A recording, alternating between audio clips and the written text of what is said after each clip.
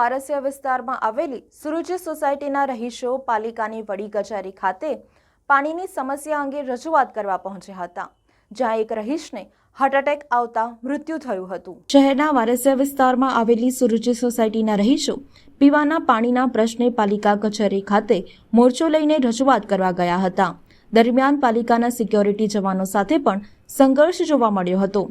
રજૂઆત કરવા ગયેલા મોરચામાં એક વ્યક્તિ અચાનક પાલિકા કચેરી ખાતે જ ઢળી પડ્યા હતા, જેઓને સારવાર મળે તે પહેલા જ હાર્ટ એટેકથી મૃત્યુ થયું હતું।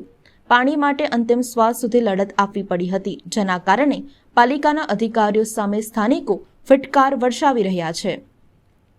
શહેરમાં દૂષિત પાણીનો પ્રશ્ન નવો નથી।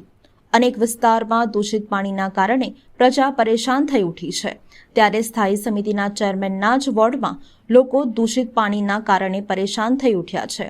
આ વિસ્તારના સુરુચિ સોસાયટીના રહીશો તેમજ આસપાસની સોસાયટીના રહીશો રજૂઆત કરવા માટે પાલિકા કચેરી ખાતે પહોંચ્યા હતા।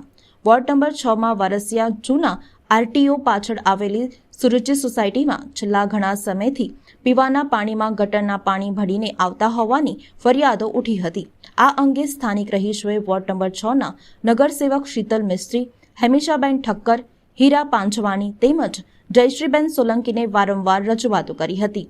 જો કે પાણીની લાઇનમાં ડ્રેનેજના પાણી ભળી જવાની સમસ્યાનો કોઈ નિકાલ આવતો નથી। સોમવારે સુરુચિ સોસાયટીના રહીશો મોરચો પાલિકાની વડી કચેરી ખાતે ખંડેરાવ માર્કેટ પહોંચ્યો હતો, જ્યાં તેઓએ દૂષિત પાણી અંગે ઉગ્ર રજૂઆત કરી હતી। આ દરમિયાન સોસાયટીના રહીશ શંકરભાઈ ખતવાણીની તબિયત એકાએક લથડતા તેઓ મ્યુનિસિપલ કમિશનરના કેબિનની બહાર જ બેભાન થઈ ગયા હતા, જે બાદ 108 મારફતે તેઓને સારવાર અર્થે ખાનગી હોસ્પિટલ ખાતે ખસેડવામાં આવ્યા હતા। જો કે તેઓને સારવાર મળે તે પહેલા જ તેઓનું નિધન થયું હતું।